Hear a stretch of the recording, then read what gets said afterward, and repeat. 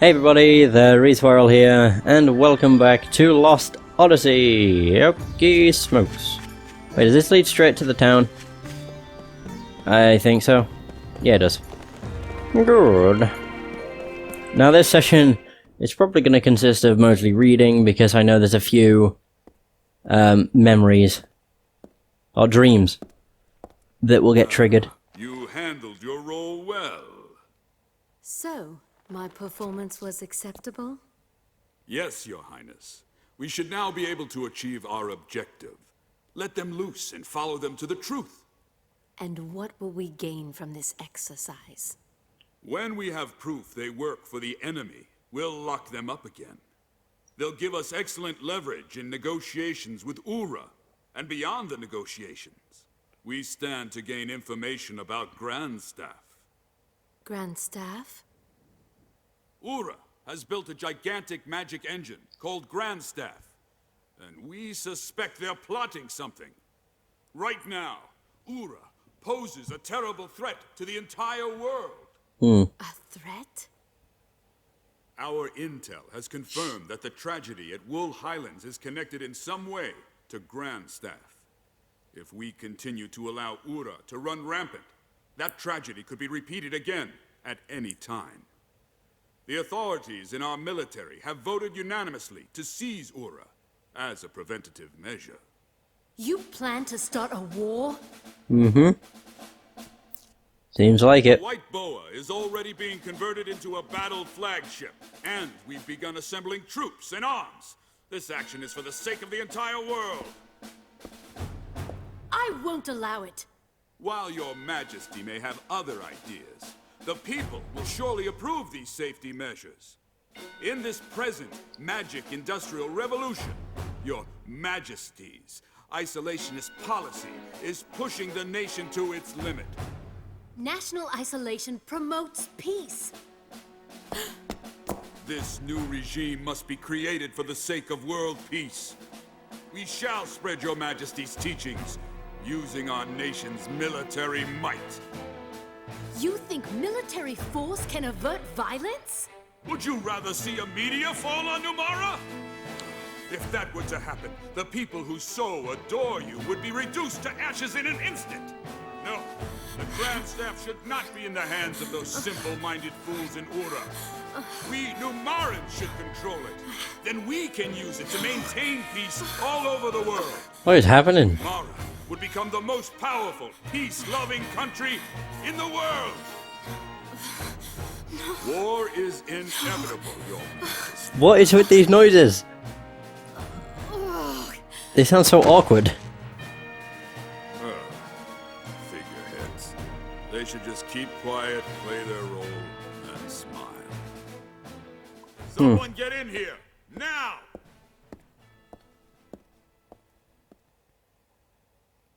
Wonder what the hell was happening. The heavy breathing and her constantly going, no, no.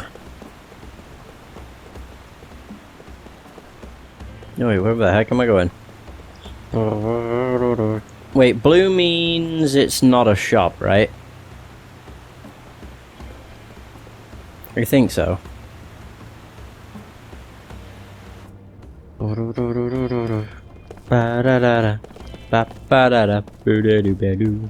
Huh? Oh, here we go. When I grow up, I'm gonna be a mercenary. Why? Well, come on. Aren't they just so cool? My mom says I gotta help out in the shop, but forget about that. If I was a mercenary, I'd be a million times more famous than a soldier. All the nations in the world would want me on their side. It'd be so awesome. There you go. Hey!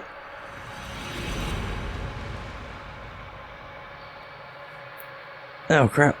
The dream has been revealed.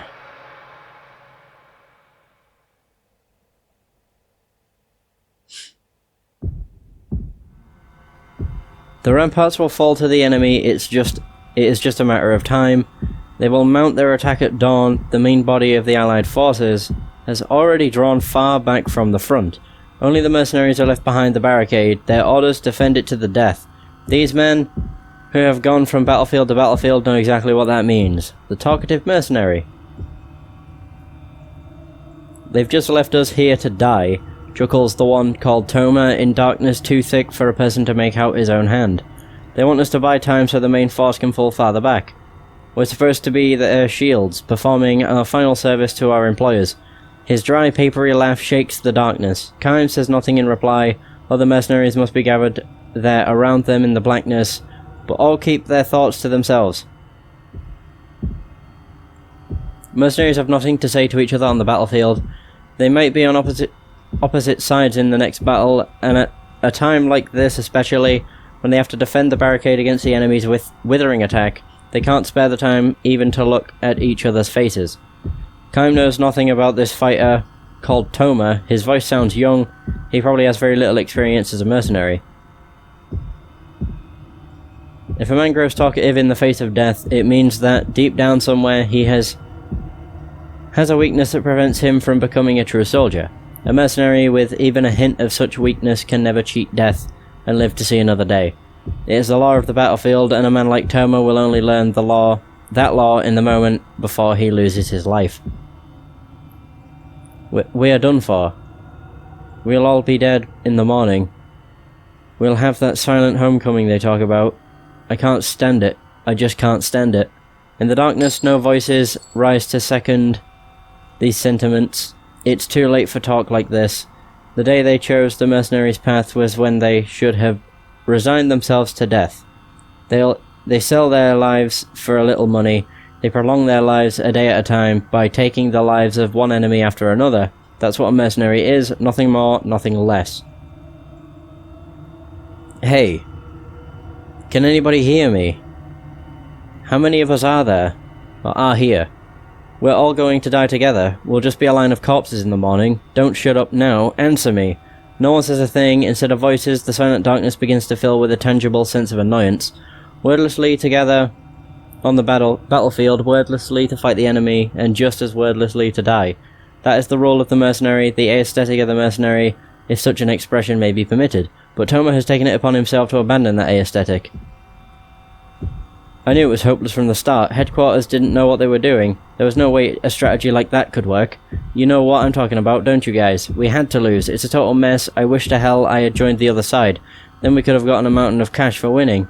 We could have drunk ourselves blind. We could have had all the women we wanted. I could have gone either way on this one, but I picked the wrong side to fight on. Hey you! Another voice booms out in the darkness. An angry voice. Yeah, what? Answers Toma, his voice more vibrant, now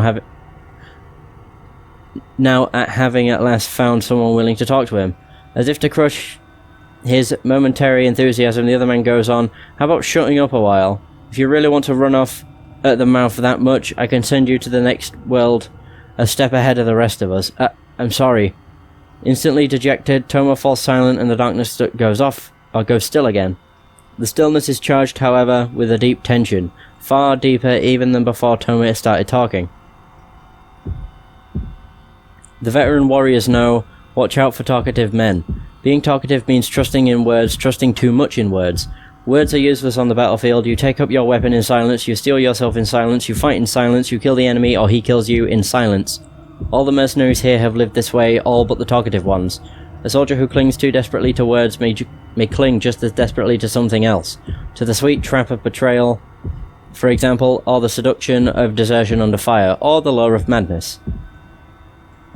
Kaim has often seen pitiful mercenaries who, unable to endure the terror of being surrounded by the enemy, go berserk and attack men from their own side. Will Toma prove to be another such case? The possibility is great, and no doubt the other men are thinking the same too. In the stillness, they turn the same gazes towards Toma, and they reserve for confrontations with the enemy, looking for any signs of change in his demeanour. The moment they perceive the slightest threat in him, a blade will soundlessly pierce the left side of his chest. The silence continues. Not even the usual all-night cries of insects can be heard tonight as they were last night.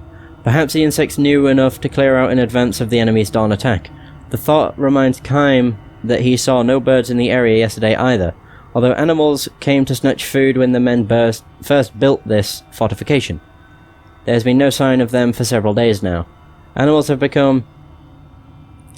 mysterious powers of foreknowledge that humans have lost. This becomes painfully obvious from any visit to a battlefield. There can be little doubt that the animals have turned their backs on this barricade.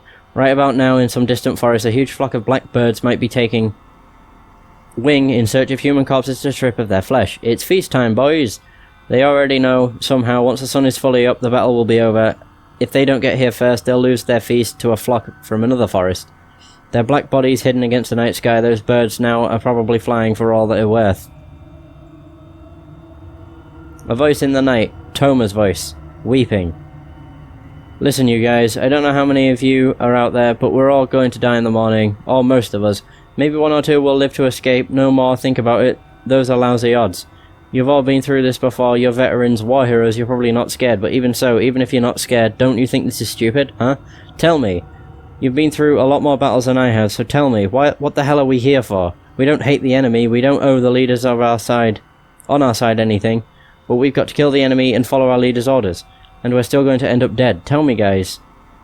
Don't you think it's pointless? Don't you think it's stupid? The only response to Toma is an impatient click of a tongue in the darkness, followed by someone else's sigh of annoyance. I can't take it any longer, says Toma. I hate this. And now he is sobbing. All I wanted was some money and maybe something better to eat and maybe nicer clothes. I would have been happy with that. What a mistake I made, taking work like this. I never should have done it. Kaim keeps all his senses open for movement in the night. Aside from himself and Toma, 5 other soldiers are crouching down in the darkness. Not bad, all are experienced warriors. They would not have been able to put up with Toma's whining otherwise. If they let themselves get angry and started shouting at him, or grabbing him by the throat, or wailing away at him, they would just end up consuming their strength and energy before their work started at dawn. If this is an assemblage of men who know how to keep their silence, the chances for life are that much greater, assuming that the talkative, weeping man does not become too great a burden for the rest of them. Still sobbing, Toma continues to curse his fate. Suddenly something is different. Something stirs in the silence. This could be bad, Kaim thinks, sharpening his attentiveness still more. When dawn breaks, Toma will get in our way. Because of him, the possibility for life will wither. The mercenaries know that, and because they know that, they might do whatever it takes for them to secure for themselves even the slightest added chance to live. I don't want to die here, I tell you. Not now, not here, like a worthless dog. You guys feel the same way, don't you? Moonlight shines down from a rift in the clouds. For a split second, Toma's tear-stained face appears in the darkness. He is even younger than Kaim imagined from the sound of his voice. He is practically a boy. The clouds hide the moon again, and thick black darkness enfolds everything once more. A dull light stirs in the depths of the darkness. Without a word, Kaim darts wind-like towards it. He was able to gauge the distance between himself and Toma during the flash of the moonlight. Kaim grabs Toma's arm, something hard falls to the ground, the dull light flashes again, this time at their feet, and melts again into the darkness. A knife! Driven by the fear of death, Toma was trying to slit his own throat. Toma twists away and tries to free his arm from Kaim's grasp, but Kaim chops him in the solar plexus. Without uttering a sound, Toma passes out. Oh. With Toma slung across his back, Kaim strides through the darkness. Eventually Toma wakes up and thrashes his legs to get loose. Stop it, let me go. Kaim lowers him to the ground. Every once in a while the moon comes out. Check a direction when that happens. Go straight towards the setting moon, Kaim says gently. What the hell are you talking about? It's the only way you can get out of here. Kaim has chosen the thinnest part of the enemy's encirclement. Of course, there is no guarantee that getting through here will save him. From now on, Toma will have to believe in his own luck and abilities. Are you coming too? Toma asks. No, I'm going back. You escape alone. Why? You come too. Let's both escape. Come with me. Toma clings to Kaim's arm as he pleads with him, but Kaim gives him a hard slap on the cheek. The flesh of that cheek is too soft to belong to a veteran warrior. It is the flesh of a boy, a kid. You go alone. But why? To live. That's why. What about you? You want to live too, don't you? You should run away with me. You don't want to die, do you? Want to live? No. Kaim has no great desire to live. He lives because there is nothing else he can do. He lives because he has to. Toma is far too young, his own burden of life far too fragile, for him to know the pain of such a life. We live to fight, that's what mercenaries do, but get the hell out of here, you're ruining it for the rest of us. You guys will never win this battle, so why not run away? It's our job to fight. With that, Kaim turns on his heels and starts back the way they came. Toma stands there watching Kaim move away, and a moment later he himself darts into the western forest. To fight or to flee? Kaim cannot know which holds out the greater promise for life. He also believes it is not better not